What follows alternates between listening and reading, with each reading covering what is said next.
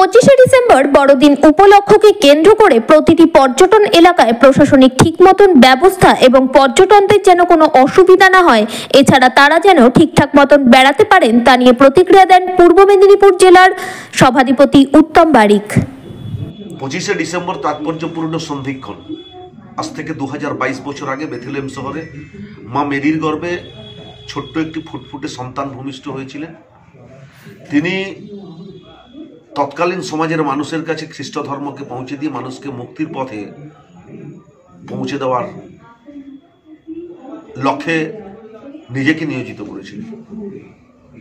তৎকালীন সময় বেথলেহেম শহরের মানুষ তাকে ক্রুশে বিদ্ধ করেছিলেন, শারীরিকভাবে নির্যাতন করা হয়েছিল।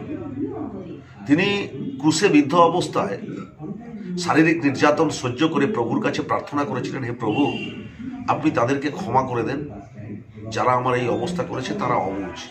তিনি খ্রিস্ট ধর্মের প্রবর্তক যীশু খ্রিস্ট জন্মেছিলেন 25শে ডিসেম্বরের তাৎপর্যপূর্ণ সন্ধিক্ষণে। বাংলা মহামানবের মিলন তীর্থ, হিন্দু মুসলমান বৌদ্ধ জৈন শিখ খ্রিস্টান অটুট ভ্রাতৃত্ব বন্ধনের লক্ষ্যে সকলেই আমরা সকলের ধর্মীয় উৎসবে মিলন তীর্থে নিজেদেরকে নিয়োজিত করি। তবে খ্রিস্ট ধর্মের প্রবর্তক যীশু খ্রিস্ট 25শে ডিসেম্বর জন্মগ্রহণ করেছিলেন। আগামী আর দুদিন পরেই 25শে ডিসেম্বর বাংলা সমস্ত সাধারণ মানুষজন সারা বাংলা জুড়ে উৎসবের মেজাজে উৎসবের আনন্দে নিজেদেরকে নিয়োজিত করবেন। বিভিন্ন স্বেচ্ছাসেবী সংস্থা, তাজা তরুণ যুবকেরা খ্রিস্ট ধর্মের প্রবর্তক যীশু খ্রিস্টের জন্মদিনকে সামনে রেখে বড়দিন অত্যন্ত উৎসাহে, অত্যন্ত আড়ম্বরে, অত্যন্ত উদ্দীপনার সাথে পালন করবেন। তবে মেদিনীপুর জেলাবাসীর কাছে আমার বিনম্র আবেদন, নিজেদের আনন্দ যেন অপরের নিরানন্দ না হয়ে দাঁড়ায়।